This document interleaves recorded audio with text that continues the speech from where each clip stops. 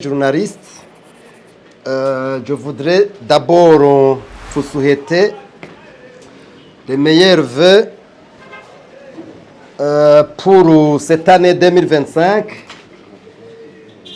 Que cette année soit une année pour vous et vos familles respectives, une année de paix, de prospérité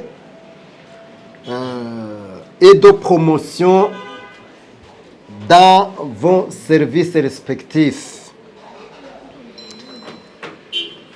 Nous souhaitons également à tous les Burundais que cette année soit une année de production, une année d'abondance, une année de paix, de sécurité et de stabilité sur tous les plans.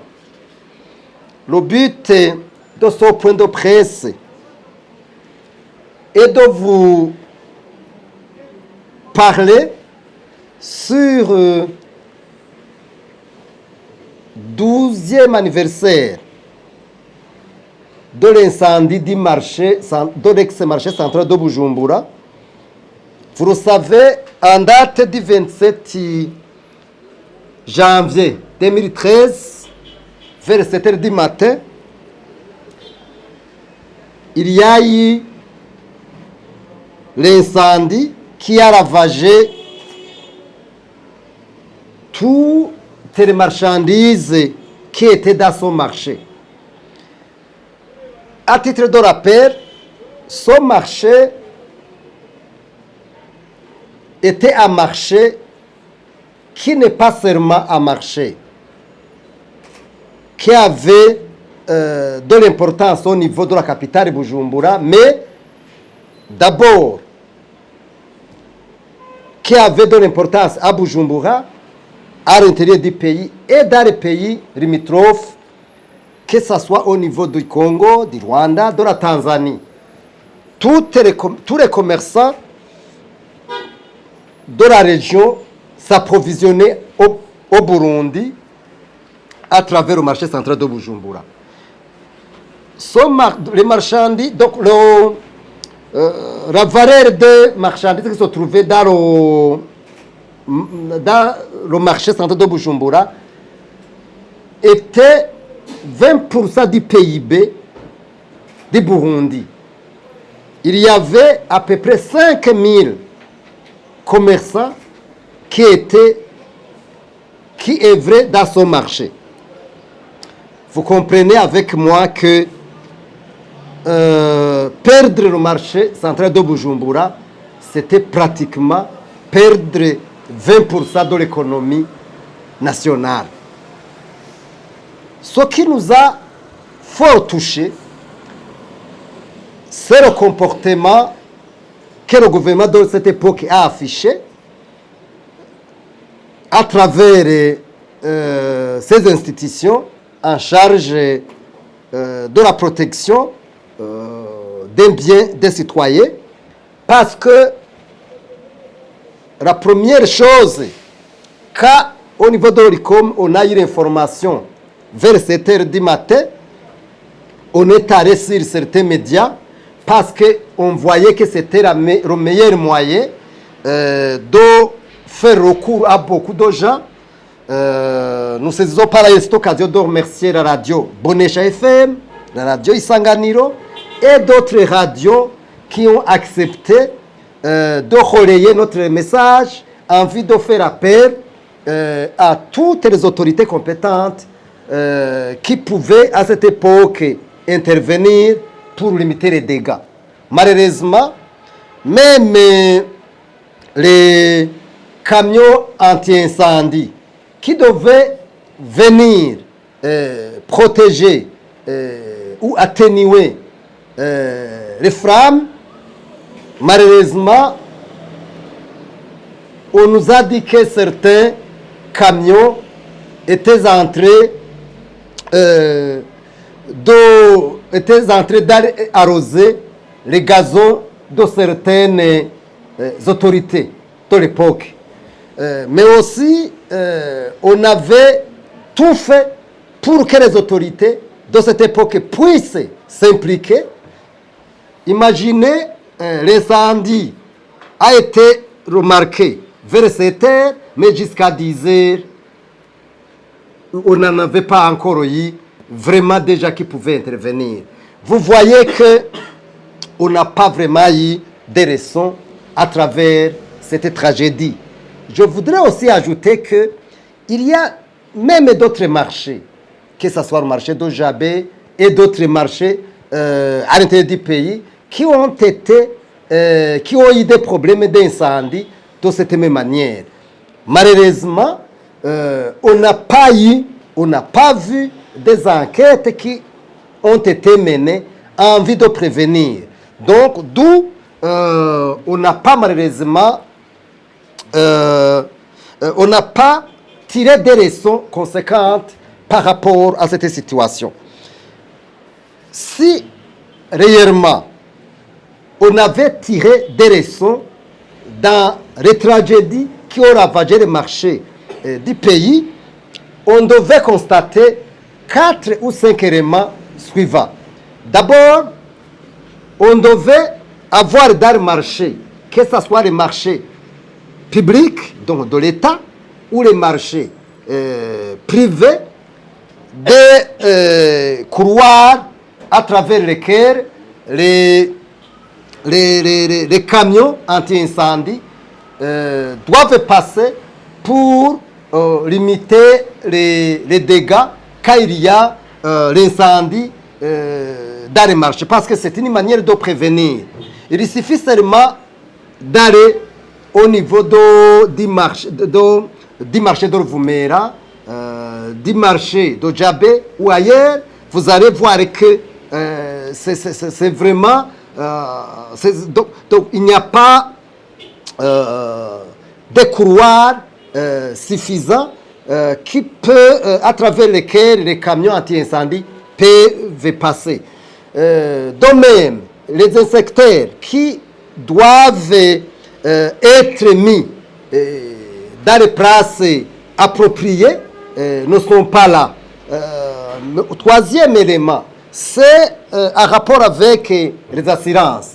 En principe, le gouvernement devait sensibiliser, voire même faire une obligation conformément à la loi, à tous les occupants des marchés d'avoir des assurances.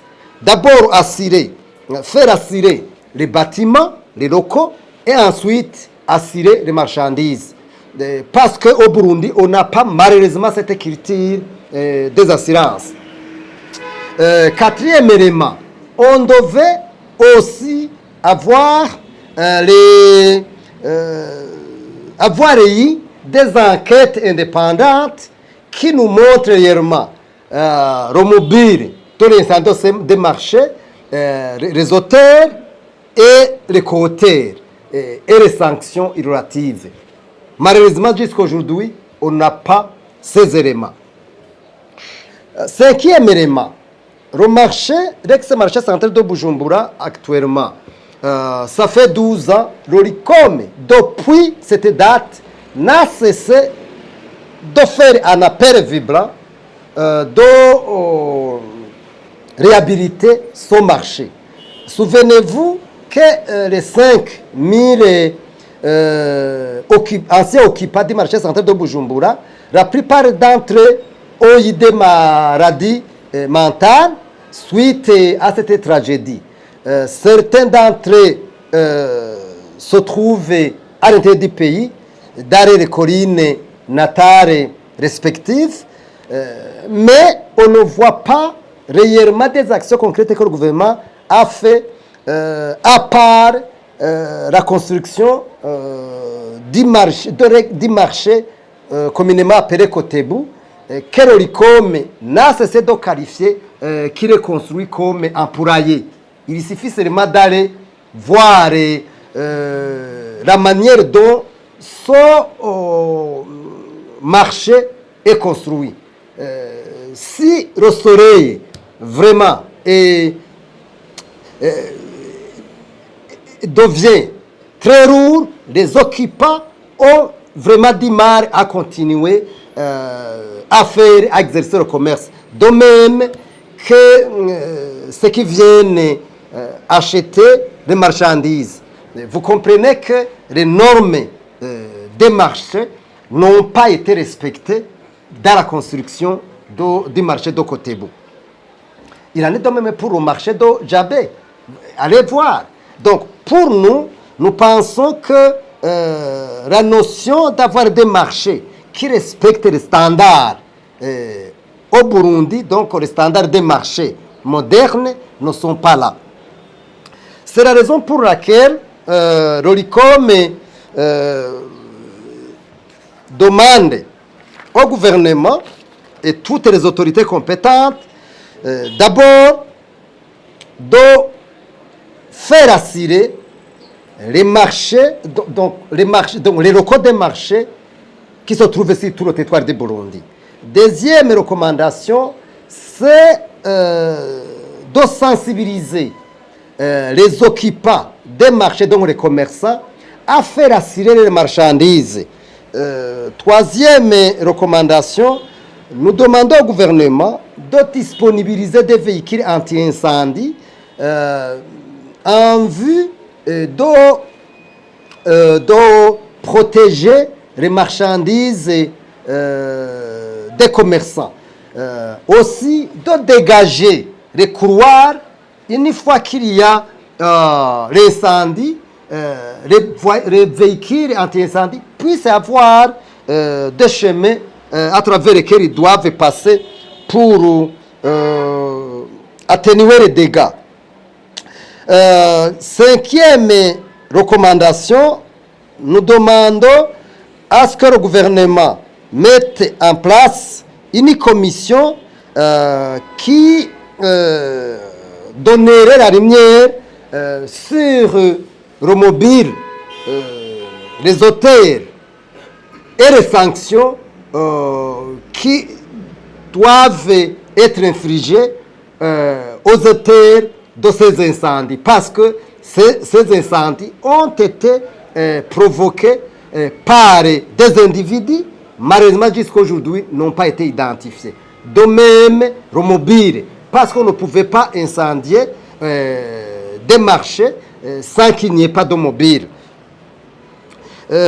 Sixième recommandation, nous demandons à ce que la réhabilitation d'Orex-Marché Central de Bujumbura soit faite en mettant toujours en avant les principes de transparence et de gouvernance.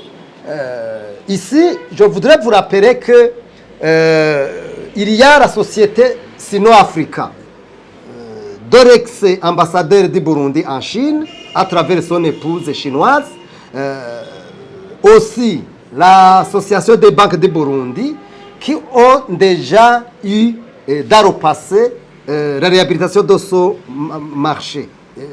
Mais, souvenez-vous que rien n'a été fait, parce que ça n'a pas été fait suivant les normes. C'est pour cette raison que le marché de réhabilitation de l'ex-marché central de Bujumbura par Ubaka Nation soit fait suivant ces principes que je viens d'annoncer, mais aussi nous demandons à ce que les victimes, les 5000 anciens occupants du marché de l'ex-marché de Bujumbura aient une place de choix en vue de suivre comment le procès est en train de se dérouler, mais aussi d'avoir des actions et des stands et shops dans l'ex-marché central de Bujumbura. C'est pour cette raison que nous faisons un appel vibrant au comité de au comité des ex-occupants du marché central de Bujumbura de venir au bureau de l'ORICOM en vue de s'entendre comment on va faire le plaidoyer pour qu'on puisse continuer à réclamer les droits. Voilà ce que nous voulons on voudrait vous parler et nous pensons que avec cette politique du gouvernement qui a mis en avant la vision 2040-2060 comme un pays, donc le Burundi comme un pays développé, un pays émergent en 2040 et un pays développé en 2060, je pense que pour qu'on puisse y aller, il y a certaines habitudes nocives qu'on doit vraiment couper court. Il n'est pas normal qu'un pays comme le Burundi ne puisse pas vraiment avoir ce que nous pouvons appeler le lieu de rencontre entre la loi de l'offre et de la demande. Vous savez, la loi de l'offre et de la demande doit se rencontrer quelque part. En matière commerciale, surtout pour le commerce en général, le lieu de rencontre entre la loi de l'offre et de la demande, c'est dans les marchés ou dans les malls. Il suffit seulement d'aller au Kenya, au Rwanda, en Tanzanie, en Ouganda, ailleurs. Il y a ce que nous appelons les malls ou les supermarchés. Au Burundi, si réellement on vous demande là où on peut trouver les supermarchés, est-ce que vous allez les voir? Il y a ce que nous appelons les galeries. Mais allez voir vous-même comment ces galeries sont construites. Il n'y a aucune norme qui est respectée. D'où il est extrêmement urgent, si nous voulons réellement aller vers un Burundi émergent en 2040, je vous rappelle que 2040, c'est dans 15 ans. 15 ans, c'est demain. 15 ans, c'est demain. Donc, c'est comme si on disait en 2010. 2010, est-ce que vraiment ce qui était là, ce n'était pas hier, ce n'est pas hier. C'est la raison pour laquelle, si réellement nous voulons arriver loin, on doit, je ne sais pas comment dire, on doit travailler noir et sur, on doit travailler jour et nuit en vue réellement d'avoir des bases solides. Mais aussi longtemps qu'on aura ou qu'on verra des dirigeants qui mettent en avant leurs propres intérêts, le président de la République ne cesse jamais de le dire, nous pensons que si réellement nous voulons arriver loin, on doit connaître d'abord ce que nous voulons, ce qui doit être le premier. Parce que, je dois vous le dire, en matière de planification et de gestion de la chose publique ou de la chose privée, il y a des principes à respecter. On doit d'abord savoir ce qui est urgent et important. Non, ce qui est important et urgent. Ça, c'est la première catégorisation. Ce qui est urgent et important.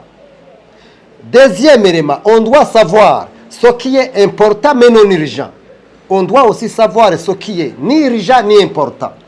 Car en matière de planification et de protection, et de projection, excusez-moi, et de gestion des projets et programmes, quand on ne sait pas faire savoir ce qui est important et urgent, et ce qui est important mais non urgent, et ce qui est ni urgent ni important, il est très difficile d'avancer. C'est pour cette raison que vous voyez toujours, on stagne, on est toujours sur le point de